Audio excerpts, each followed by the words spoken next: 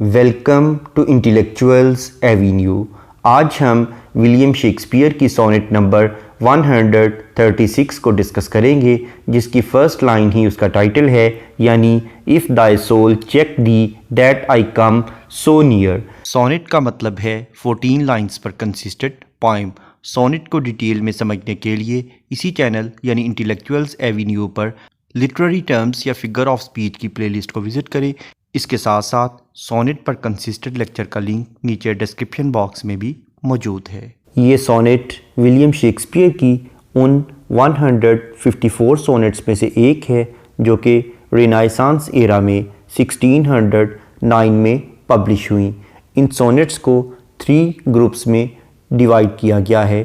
First group को fair youth का नाम दिया गया, जो कि फर्स्ट से लेकर 126 सोनेट्स पर कंसिस्टेंट था, और सेकंड ग्रुप का नाम है द डार्क लेडी। ये 127 से लेकर 152 सोनेट्स तक कंसिस्टेंट है।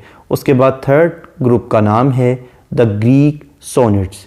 ये 153 और 154 यानी लास्ट 2 सोनेट्स पर कंसिस्टेंट है। इसके अलावा भी विलियम शेक्सपियर ने अपने डिफरेंट प्लेज में सोनेट्स को लिखा, जैसा कि Romeo and Juliet, Henry V, loves labour lost और एडवर्ड III में इसने कुछ सोनेट्स को शामिल किया। इस पोएम में पोइट डार्क लेडी को एड्रेस करते हुए कहता है, इफ़ दाई यानी योर, इफ़ दाई सोल यानी अगर तुम्हारी रूह, चेक दी यानी यू यानी अगर तुम्हारी रूह तुम्हें मना करती है, that I come so near कि मैं तुम्हारे ज़्यादा करीब ना आऊँ, यानी अगर तुम्हारी रूह मुझे तुम्हारे करीब आने से मना करती है, swear to thy blind soul, तो अपनी अंधी या नाबीना रूह से कह दो, that I was thy will कि मैं ही तुम्हारा विल हूँ, यानी विलियम शेक्सपियर हूँ, यानी मैं ही तुम्हारा विल हूँ। And will thy soul knows, और तुम्हारी रूह जान लेगी, इज़ एडमिटेड देयर, और तुम्हारी रूह इस विल को, यानी मेरी जो डिज़ायर है या तुम्हारी जो सेक्सुअल डिज़ायर है, उसको जब तुम्हारी रूह जान लेगी तो वो तुम्हें मेरे करीब आने का मौका दे देगी, इसकी इजाज़त दे देगी, मुझे कबूल कर लेगी।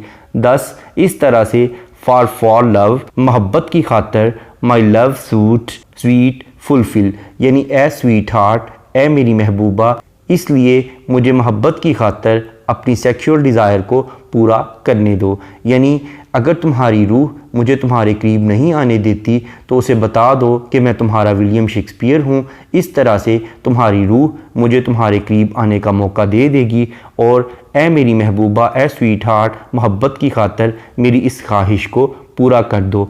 Will fulfil the treasure of thy love, और मैं तुम्हारी इस मोहब्बत के ख़जाने को भर दूंगा, यानी बिलाशुबा, fill it full with wills, मैं तुम्हारी सेक्सुअल डिज़ायर को पूरा कर दूंगा। And my will one in things of great receipt with ease we prove, यानी वो काम जिन्हें हम लुत्फ़अंदोज़ होकर करते हैं वो हम बड़ी आसानी से कर लेते हैं। Among a number 1 is reckoned none, तुम्हारे बहुत से आशिक हैं, उनमें एक मैं भी हूँ, इसलिए मुझे काउंट मत करो, यानी तुम्हारे पास तो बहुत से मर्दों का आना जाना है, और उनमें से अगर मैं भी एक आ गया तो इससे तुम्हें कोई फ़र्क नहीं पड़ेगा, इसलिए मुझे कबूल कर लो, मुझे अपने पास आने दो, और मैं तुम्हारी सेक्सुअल डिज़ायर बड़ी अच्छी तरह से पूरी करूँगा, क्योंकि वो काम जिसमें हम लुत्फ़अंदोज़ होते हैं वो हम बड़ी अच्छी तरह से कर लेते हैं। Then in the number let me pass untold, और जो तुम्हारे लवर्स की एक लंबी लिस्ट है उनमें मुझे शामिल ना करो, दो in thy stores account I one must be, अगरचे उस तुम्हारी जो लिस्ट है, जो तुम्हारा स्टोर है, तुम्हारी लवर्स की जो लिस्ट है, उसमें मैं भी एक लाजमी शामिल हो जाऊंगा, लेकिन तुम मुझे उसमें शामिल मत करना, क्योंकि एक लवर के बढ़ जाने से तुम्हें कोई ख़ास फ़र्क नहीं पड़ेगा। For nothing hold me so it please the hold, और जब तक तुम्हें मुझसे खुशी महसूस होती रहे तुम मुझे अपने पास रखो। That nothing me a something sweet to thee, मेरी तो कोई हैसियत नहीं है, मैं महज तुम्हारी खुशी का बाइस हूँ। Make but my name thy love, मेरे नाम को अपनी मोहब्बत समझो, एंड लव दैट स्टिल, और एक ऐसी मोहब्बत जो हमेशा कायम रहे, and then thou lovest me for my name is will, और तुम मेरे नाम से मोहब्बत करती रहो और मेरा नाम विल है, यानी विलियम शेक्सपियर है। यानी इस पोएम में पोइट डार्क लेडी को एड्रेस करते हुए यही कहता है कि तुम्हारे बहुत से लवर्स हैं, उनमें अगर एक नाम मेरा भी शामिल हो जाए तो इससे मेरी भी सेक्सुअल डिज़ायर पूरी हो जाएंगी और तुम्हें कोई फ़र्क नहीं पड़ेगा। और इस पोएम में विल को मुख्तलिफ़ तरीक़ों से इस्तेमाल किया गया है, एक तो विलियम शेक्सपियर के लिए, एक डिज़ायर्स के लिए और एक सेक्सुअल नीड्स के लिए इस्तेमाल किया गया है। इस पोएम का टेक्स्ट पढ़ने के बाद अब हम आते हैं इस पोएम में यूज़ होने वाली लिटरेरी टर्म्स या फिगर ऑफ स्पीच की जानिब। सबसे पहले हम देखते हैं मीटर। इस पोएम में थारोली आइम्बिक पेंटामीटर यूज़ किया गया है। नेक्स्ट है राइम स्कीम। इस पोएम की राइम स्कीम अल्टरनेट है, यानी A B C D E F और लास्ट 2 लाइन्स आपस में राइम्ड हैं, यानी जी। जैसा कि फर्स्ट लाइन का लास्ट वर्ड है नियर, थर्ड लाइन का लास्ट वर्ड है देयर, नियर देयर। उसके बाद सेकंड लाइन का लास्ट वर्ड है विल, फोर्थ लाइन का लास्ट वर्ड है फुलफिल, विल फुलफिल। उसके बाद love, prove, one, none, untold, hold, be, thee, still, will. Next है एपोस्ट्रोफी। एपोस्ट्रोफी का मतलब है कि अगर पोइट किसी को एड्रेस करे तो इसे एपोस्ट्रोफी कहते हैं। जैसा कि लाइन नंबर 1 में वो डार्क लेडी को एड्रेस करते हुए कहता है, if thy soul check thee that I come so near. Next है इंटरनल राइम। इंटरनल राइम का मतलब है कि अगर पोइट एक ही लाइन में 2 या 2 से ज़्यादा राइम्ड वर्ड यूज़ करे तो इसे इंटरनल राइम कहते हैं। जैसा कि लाइन नंबर 3 में सोल नोज, लाइन नंबर 5 में विल फुलफिल। नेक्स्ट है पर्सोनिफिकेशन। पर्सोनिफिकेशन का मतलब है to give human traits to the non living things, यानी बेजान चीज़ों को जानदारों की खसूसियत अता कर देना। जैसा कि लाइन नंबर 1 में वो सोल को पर्सोनीफाई करते हुए कहता है कि अगर तुम्हारी रूह तुम्हें मुझसे मिलने से मना करे।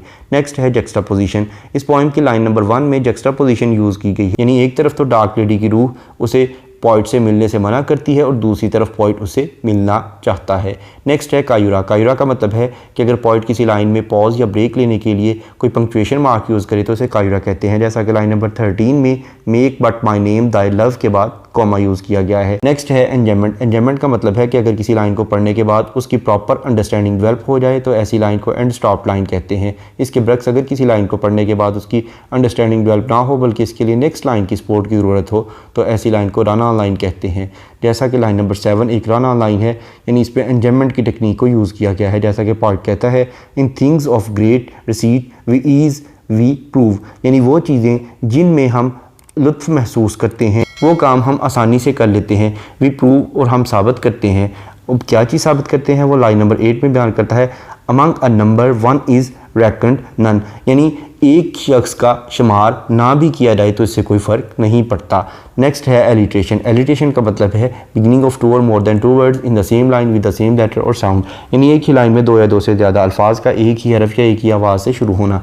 जैसा कि लाइन नंबर 1 में दाए, दी, दैट, लाइन नंबर 1 में again soul, so, line number 2 में स्वीयर, सोल, लाइन नंबर 4 में far, for, fulfil, line number 4 में अगेन सूट, स्वीट। नेक्स्ट है कॉन्सोनेंट्स। कॉन्सोनेंट्स का मतलब है use of same consonant letter in the different words of the same line, यानी एक ही line के मुख्तलिफ अल्फाज में एक ही कॉन्सोनेंट लेटर का इस्तेमाल करना। जैसा कि लाइन नंबर 2 में सोल, विल, इन दोनों वर्ड्स में एल लेटर यूज़ हुआ है जो कि कॉन्सोनेंट लेटर है। उसके बाद लाइन नंबर 4 में सूट, स्वीट। नेक्स्ट है एसोनेंस। एसोनेंस का मतलब है use of same vowel letter in the different words of the same line, यानी एक ही लाइन के मुख्तलिफ अल्फाज में एक ही वावल लेटर का इस्तेमाल करना। जैसा कि लाइन नंबर 5 में विल, फुलफिल, इन दोनों वर्ड्स में आई लेटर यूज़ हुआ है जो कि वावल है। नेक्स्ट है पन। पन का मतलब है एक ही लफ्ज़ को मुख्तलिफ मीनिंग्स में इस्तेमाल करना। जैसा कि इस पोएम में विल का वर्ड यूज़ किया गया है जो कि एक मरतबा विलियम शेक्सपियर के लिए, दूसरी मरतबा सेक्सुअल डिज़ायर के लिए और तीसरी मरतबा विश के लिए इस्तेमाल किया गया है। इसके अलावा पोइट ने अपनी सेक्सुअल डिज़ायर्स को फुलफ़िल करने के लिए बहुत ज़्यादा हाइपरबोली की सपोर्ट ली है, यानी बहुत ज़्यादा एग्जैजरेशन या मुबालगा आराई से काम लिया है। उसके बाद अगर हम इस पोएम के थीम को देखें तो इसमें पोइट डार्क लेडी को एड्रेस करते हुए अपनी सेक्सुअल डिज़ायर्स ही फुलफ़िल करना चाहता है। यहाँ पर यह पोएम ख़त्म हुई। विलियम शेक्सपियर की दीगर सोनेट्स और पोइम्स को समझने के लिए इसी चैनल यानी इंटेलेक्चुअल्स एवेन्यू पर विलियम शेक्सपियर की प्लेलिस्ट को विज़िट करें। इसके अलावा जिन लिटरेरी टर्म्स का जिक्र इस पोएम में किया गया है उन तमाम टर्म्स को डिटेल में समझने के लिए इसी चैनल पर लिटरेरी टर्म्स की प्लेलिस्ट को विज़िट करें। इन दोनों प्लेलिस्ट्स का लिंक नीचे डिस्क्रिप्शन बॉक्स में मौजूद है। Thank you for attending this lecture.